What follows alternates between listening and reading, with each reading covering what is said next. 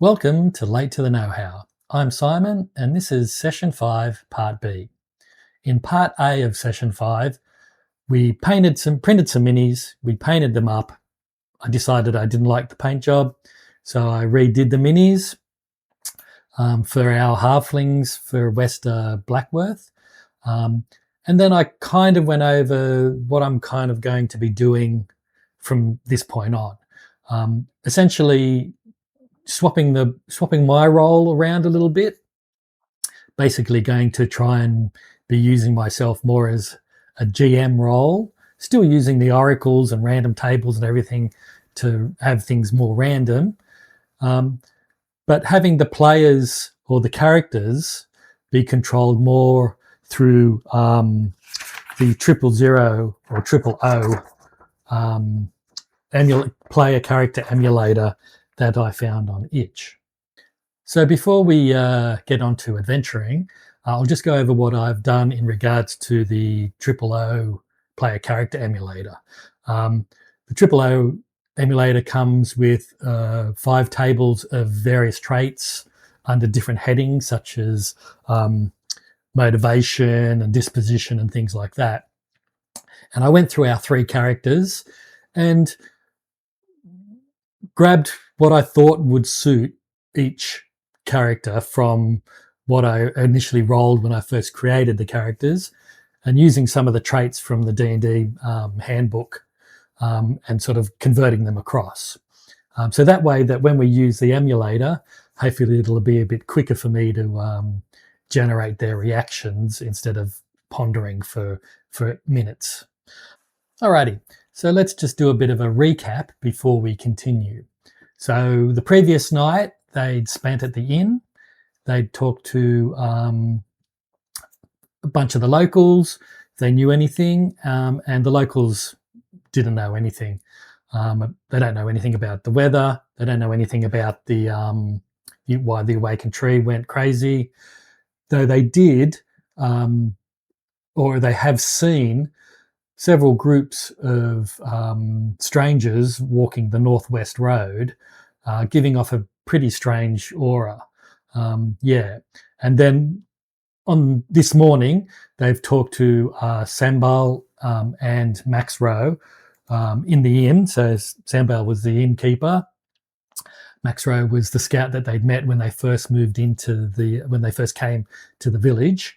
And they talked to them in the inn, and they suggested to go talk to Hagrin, which is the mayor of the little hamlet.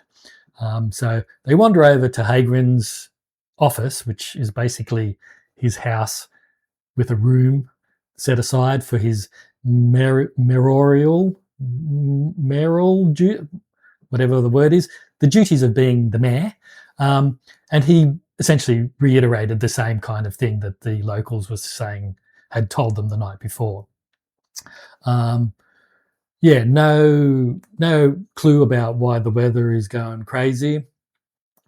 No information about why the tree went crazy, though he did know, or did tell them, that in the next big town that's a few days away, travel to the west, Hothorpe, that there are people who know about abacuses and use abacuses, and they may have an idea about the strange abacus that they found on the awakened tree. And he also reiterated about the groups of folks walking up and down or travelling up and down the Northwest Road, giving off this strange aura. Now, the party had decided that they'll go to this next town. Before we go to the town, let's just see how far the town is away, and because it's a fair distance away and there doesn't seem to be much traffic on this kind of road, let's make it a reasonable distance away. So let's give it 2 to 4 days worth of travel, and we'll just use a D6 and get a result. So 1 to 4 will be 2 days. 1 to 4. 1 to 2 will be 2 days. 3 to 4 will be 3 days, and 5 to 6 will be 4 days of travel. So that's 5. So it's 4 days of travel to Hothorpe. So I'll just note this down. So we've got 4 days. That gives us roughly 8 12-mile tiles of terrain tiles of adventuring shenanigans to possibly get up to, which is good. That's the whole point of it. We want more shenanigans. And then before they take off for their first sort of part of the day, first sort of journey, let's just roll on the Oracle to see if there's any last minute, anything last minute that comes up as they're about to leave the hamlet. And the Oracle question, let's keep it pretty simple. Let's just make it a thing of, does anything, okay, let's have, does a local come up to the party before they leave with any last minute information that may be important to the party? And that's an 8. And that says, that's yes, and that's a success, like just a basic yes, a straightforward yes. So they're just about to, they've just talked to Hagren about to leave, and as they're walking out, a local runs up to them with some information. Now let's work out what this information could be.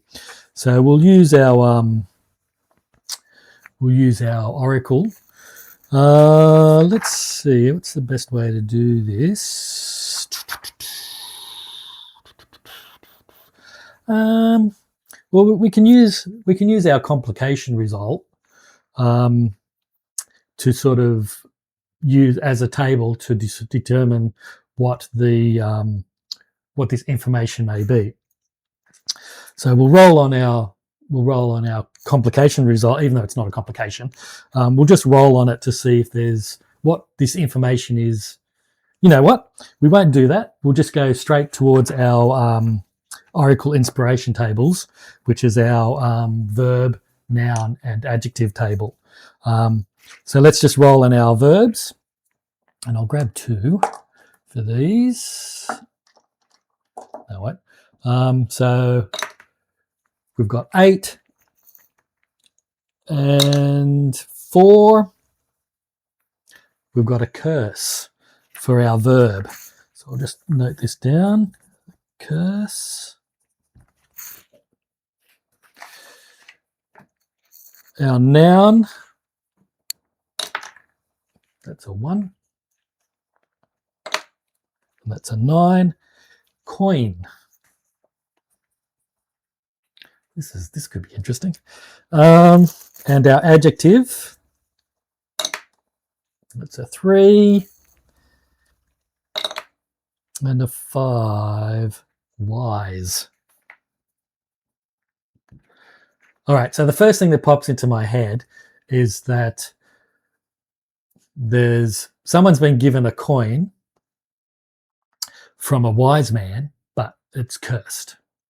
So it's pretty. We're really taking the role quite literally.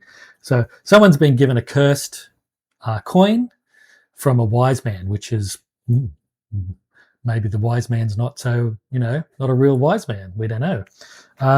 Or who they've seen as being a wise man. So let's determine this NPC who's come up to them. Now they're going to be a halfling because we've established that West Blackmoor is a halfling hamlet of a close knit group of halfling families, and I actually found this random book of tables by the Dicegeeks guys. So I'm going to actually use this instead of going through all the other sort of books. So let's have a look at here. Just bear with me. So we've got some NPCs. We've got 10 tables of NPCs. So let's just let the dice decide. So let's use a D10. and we'll just roll on these to see what these NPCs are. I have not looked through this book, so I'm not sure exactly what it's going to come up with. So it might be something really wacky, and if it is, well, we can adjust it. But yeah, we'll try and keep it to what the rolls say. So let's see what table we're going to roll on. So rolling on table 7, page 32. All right.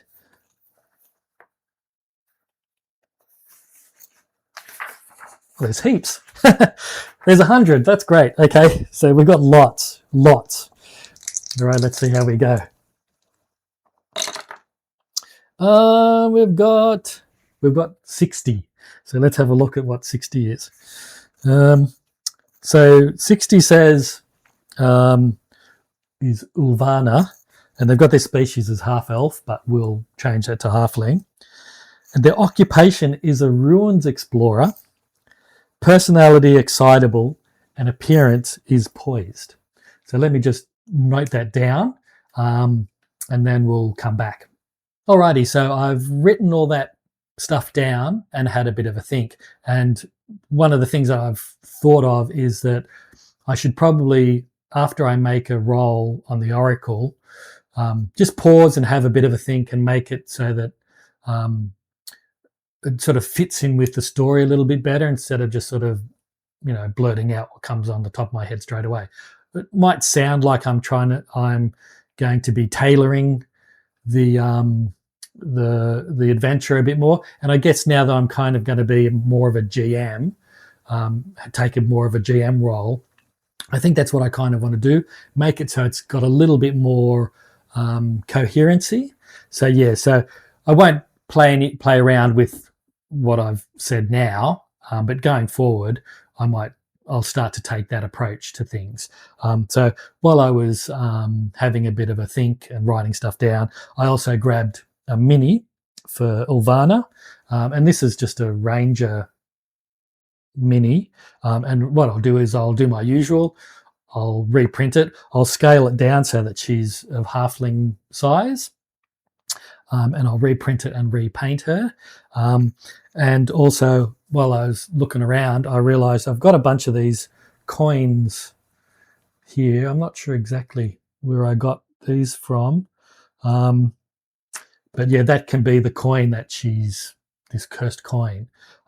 So yeah, so she's a ruins explorer. That's what the NPC role gave us. And instead of her being an explorer of ruins, perhaps she is like Maxro, wherever Maxro is, in that she's part of their guards. She's one of the guards, but perhaps she's more like Bo. Let's get all these out. Maybe she's more like Bo. She's more of a scout, so she goes a little bit further afield. And yes, she was out and about while the party had come in the night before, and then saw that the party was about to leave and was like, no, wait, I've got some information, or she's got something that she thinks may be important. After talking to, maybe she went to the inn first and got told that there was these guys from the Druid Enclave here, and they've been asking a few questions. She's like, oh, I've got to see these folks. Now, it also had excitable and poised, which is kind of a little bit of a conflict. So I think I'll just make her basically quite excitable and not worry about the poised so much. So she bursts out of the inn. She sees the party about to, head out of the hamlet. She's like, wait, I've got something. I need to talk to you. And so they've stopped, and she's come up and she starts to talk to them. So yeah, so Lena says, who are you and how can we help you? And she goes, Ulvana goes, I'm Ulvana. I'm one of the scouts for the hamlet, and I've been out for a couple of days just scouting around the area. But when I heard that you guys were here, maybe there's something you can help me with, because I've been given it something, and ever since I've been given it, strange things have been happening. So Lena goes, well, what's happened? Tell us. Now, because they're part of the enclave, the Druidic enclave, they're generally helpful folks, and they understand that the forest and the people within the forest and the animals and the flora within the forest, they're there to kind of help everybody. They're kind of like not like police or anything like that, but they're just there to look after things and ensure that there's harmony in the forest. So when any time someone comes to them for help, they kind of have a bit of an obligation to help them out. And if we go back to our sort of traits that we wrote down for our characters for use with the triple O Oracle, they are, they're motivated by duty and they're motivated by loyalty and honor and stuff like that. So they do have those kind of things where they will help people in need. So they come up to Ulvana comes up to the group and says, I've been given this item, and ever since I've had this item, strange things have been happening to me, and it's really disconcerting. And so the party will be like, well, what's the party? Or we can possibly use the Character Emulator Oracle right now as a bit of a test to see what Lena and the party do. Now you can use the Oracle as a single character, but they also have group actions as well. Now, basically, the way that the triple O rule set works, emulator works, is that you've got three options. We've got the obvious option. So we've got the obvious option. We've got an option, like an alternative, I guess we could call it, alternative. And then there's kind of the odd option, which is kind of something that's not necessarily anti to what they would do, but something, not really aligned within their traits.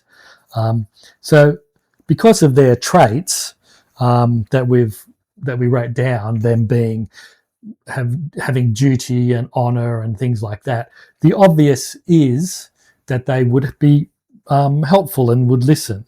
So we'll just write that down. They're helpful. An alternative is they may they could prioritize their own needs above that of this person. So I might make that the odd. The odd would be that they really find that their current quest is more important than listening to this person, and so they will ignore their help, ignore their request. So I'll just write ignore request down. And then for the alternative is they might direct them to the mayor. So we'll direct to mayor and basically get the mayor to look after it. So let's use this will be a good test. Let's use the actions of the player character emulator to see what we get. So the way it works is we roll a d6. We roll a d6. A roll of 4 to 6 means we use the obvious. A roll of 2 and 3 means we use the option or the alternative. And a roll of 1 means we use the odd. So let's just roll. And it's a 4. And a 4 is the obvious. So the party are going to help Ulvana. They're gonna ask her some questions and maybe see if they can actually be of service to Ulvana. So they say to Ulvana, okay, what's the item? What's the item? What's the thing that you've got? Why is this thing, this item, making you? Why do you feel that this this item is what's making you feel strange or is causing you issues.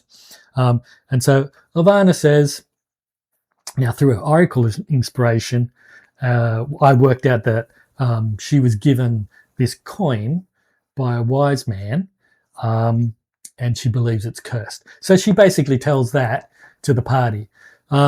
Maybe she was okay. She's a scout. She's scouting around the area a bit further. She's gone further afield, and as part of that, she's actually gone to the town, Hothorpe. She's gone to Hothorpe, maybe doing some personal errands for some of the people in the hamlet. And whilst there, she's gone into one of the shops to, buy some knickknacks or some things. And the person behind the counter is classed as a wise man, and has seen her come in and gone, "Ooh, I'm feeling vibes from you. Take this coin take the coin on the house as a gift for you, and keep it as a talisman for you." And she's believed them. There's no reason not to. She might, I don't know. Well, yeah, she's just taken the coin. We don't know her motivations at the moment. She's trusted them, and then has come back to West Blackworth and gone back to doing her duties and scouting around every 2 days, going out, doing a loop around, checking things, making sure things are okay.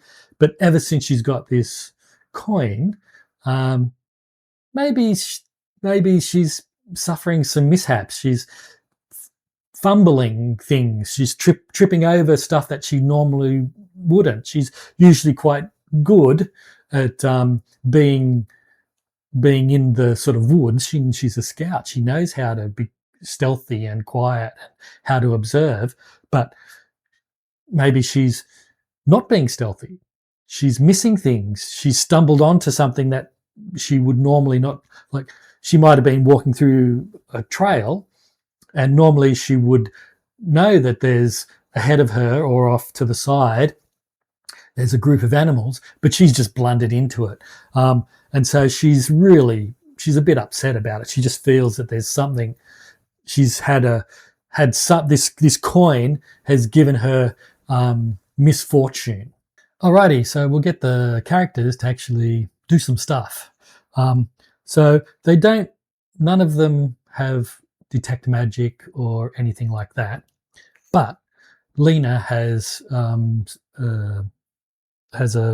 decent arcana. So what we'll do is we'll get her to use her arcana skill to see if she can see anything about the coin. Now, she says to Ulvana, where's this coin? Show me the coin. You hold on to the coin. Don't give it to me, but hold it up in front of my face so that I can see any inscriptions or any markings on it that might help me. Now, also, Wolby has guidance, so he will cast guidance on Lena so that she can add a 1d4 to her skill check to see if she actually succeeds on this check. Now, we'll give the DC for this check a 15. It's pretty. It's not really her forte. Lena's forte in knowing if this is something that. Knowing if it's something that she would know. So we'll make it a bit difficult for her. But she does have the 1d4 guidance from Wolby. So let's just see how we go. Let's move some of this stuff out of the way. Going there. Whatever. All right, let's see how we go. So she rolls a 16, which is a success, and a 1 guidance, so 17. So she beats the DC 15 of the skill check. So she actually does know something about this coin. Now, she doesn't know a lot, but she definitely knows that there's something, those markings look familiar. Now, what does she know about these markings? So let's do what we do best, and we'll consult the oracle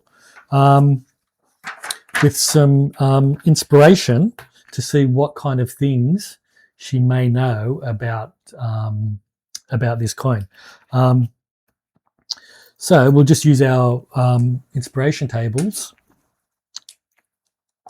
and see what we get. So I spent about 5 minutes looking at the oracle tables, trying to work out something cool. But in the end, when the brain finally started working again, I realized that, well, halflings have a luck trait. So what this coin is doing, it's negating that trait. Now, Lena, she sees the symbols on the coin. She recognizes them perhaps as a like a, if it was given to a normal person, this normal person would suffer bad luck. But given to a halfling, it just negates their luck trait, and they kind of become not well. They lose the majority of their luckiness, their ability to sort of rely on that to get them around. And Ulvana was using that trait for her scouting, to make sure that she would have good luck when stealthing or when moving about the forest and investigating and looking for things. Now, Lena doesn't know how to remove the curse. She has a feeling that perhaps the coin needs to be cleansed, but because the coin is kind of attuned now to Ulvana, she can't just give it to someone else. All it will do is will just pass the curse to each person, but won't dispel it from the person that's given it away. So she suggests to Ulvana that, you know, she finds someone who is able to remove the curse, firstly from Ulvana, and then to neutralize the curse on the coin. Now, is there anyone in the hamlet that knows how to do this? Well, let's roll our oracle. So the question is simply, does anyone in the hamlet know how to help Ulvana? And it's a 4. And 4 is probably no. So maybe Ulvana runs to the mayor and asks the mayor. She then goes and talks to Sambil at the inn. They all kind of, no. The closest thing they've got a bit of a medicine man, medicine woman kind of healer person, but they don't have any major arcana abilities like that. So basically, the mayor, Maxro, not Maxro. Maxro's our guard. Why have I forgotten his name? Hagrin. So Hagrin suggests to Ulvana that maybe if she asks the party nicely, she can go with them to Hothorpe and either confront the shopkeeper or find someone to remove this curse. So she walks up to the party. The party may be involved in this because they're trying to help. They may already know, they'll already know that there's no one in the village at this point. And they're in the discussion with the mayor. And so Ulvana turns to the group and says, is it okay if I come with you? I can act as a scout. I can help you. It's a, what did I say? Oh, how many days? I wrote it down. It's a 4-day, trek from here to Hothorpe. you know, I can be helpful, you know, on the journey. Now the party are like, well, again, we can use the Oracle, not the Oracle. We can use the O emulator to see what their likely response will be. And again, it's the obvious, the option, and the odd. Now, the way that it works is essentially, if it's really obvious that the party or the characters are going to do something, then we'll take that option. And I think in this case, it's pretty obvious they are more than happy to have her come along and join the party at this point.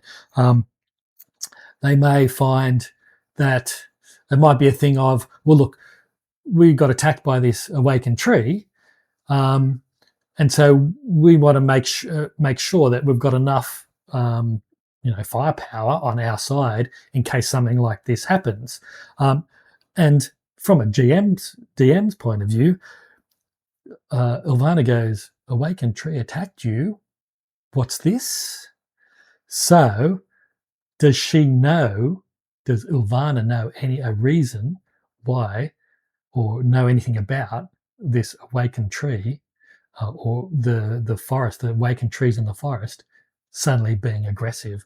So let's use, so we're really mixing it up now. So essentially, before we continue, they're happy to have her along, but she's now interested in this awakened tree. So let's use our Oracle to see if she knows anything about this awakened tree. Well, yeah, it's piqued her interest. So let's use the plausibility modifier on the Oracle, which means that you roll the D10 twice and you pick the highest one, because that's more of a chance of that being a yes. So we'll roll twice and pick the highest, and we'll use 2 dice for this. All right, 7 and a 9 is the highest, and that's a yes and that actually that's introduced a lot of stuff now. So she definitely knows something about this awakened tree. So what I'll do is well, before we continue, a 9 on an Oracle roll means that we actually move, or we can roll. Hang on a sec. Let me just double check. Oracle roll 1.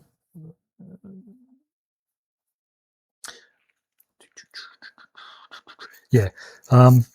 Some of them, like some Oracle rolls, automatically move the complication chains, but that's just when there's an extreme, which is 10. So what we have to do is we have to roll again our complication chain to see if there's any changes in the complications.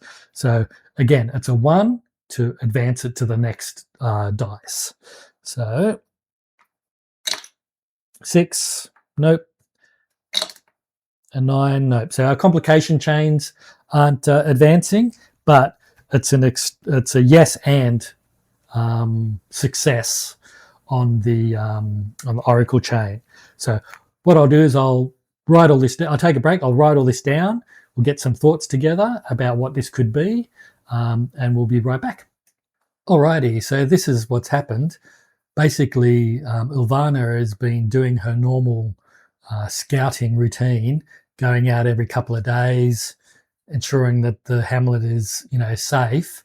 And during those travels, she's come across a bunch of these guardians of the forest, the awakened trees, that have just been acting strangely. Let's see how many she's come across, just to give us a rough idea. So 3. She's come across 3, and yeah, they're not behaving their normal self. They might be aggressive. They might have been just wandering around in circles, or they might have just been sitting there dumbfounded.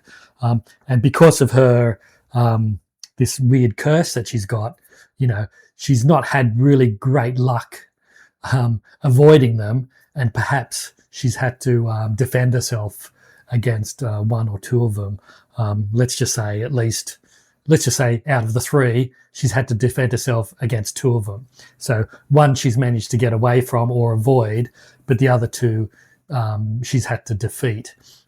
Now, with them both being defeated, she's come across some strange items on them, much like the abacus that Lena found.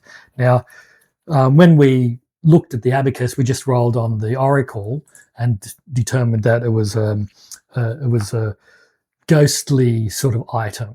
So, in keeping with that theme, we'll keep that ghostly, ethereal aspect of these little trinkety item things that Ulvana has found, and we'll use this random tables again from Dicegeeks, just to roll to see what these items may be.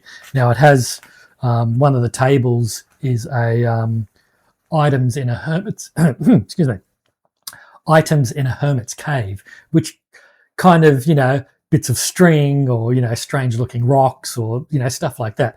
I think that might give us something a little bit trinkety and interesting about what she's found. So she's found two of these. So let's just roll on the table twice to see what things she's found, keeping in mind that they'll have this ethereal aspect about them. So the first one is 25, which is a hammer. So yeah, some sort of little, maybe like a little gemstone jeweler's hammer, like one of those ones that's got the little sharp point that's used for tapping edges off gemstones, or used to help to with when they make spearheads for flinting off, the edges of spearheads, arrow points and things. So a little sort of hammer like that. But yeah, has this strange sort of glow about it. And then the second one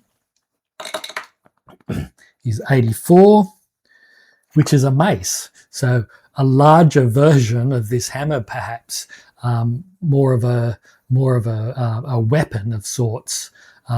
Again, this mace has this ethereal glow, and it may also have some strange runes carved into the handle or something like that.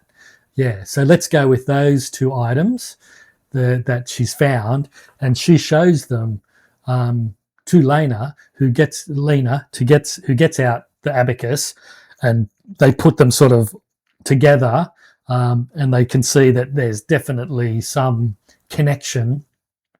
The color of the glow is the same. They're all kind of weird. They're items that an awakened tree wouldn't have. So this is really strange. These things are really weird. There's got to be some connection with these items and the fact that the trees themselves are going a bit nuts. Yeah. Alrighty, so they've spent the morning part of the day having this discussion.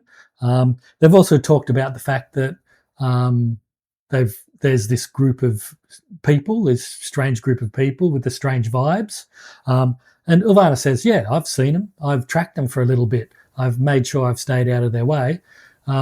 They definitely give off a strange vibe. I mean, we get groups of people coming this way all the time, and I've seen similar groups before, but there's been a few of these groups recently, and there's definitely something odd about them. And we've also worked out that the party are going to go to the next town. Ulvana's asked if she can go along, and they're happy to have her come along. And so what I'll do is during the break, I'll reprint her as a halfling, and I'll generate a stat block for her so that she's got some stats in case there's combat. Now, for the rest of the day, will have them move just one tile. Now, I put this tile down just to indicate that there is a river near the hamlet as part of their what the hamlet does with fishing and stuff like that. So we'll just get them to travel essentially this tile as their afternoon movement for the rest of the day. Now we could roll on the oracle or on the hex tile thing to see if there's anything happens, but they've got Ulvana with them, and she can tell if there's anything weird happening. And essentially, she says, "No, we're all good. There's nothing weird around," and they just get to the end of the day. But what we might do is we might just roll on the night phase to see if anything happens overnight, and that way we're starting the next session either in the morning for them to travel or a possible encounter of some sort, a bit of a cliffhangery type thing, I guess. So with the night phase, we'll just see what might occur.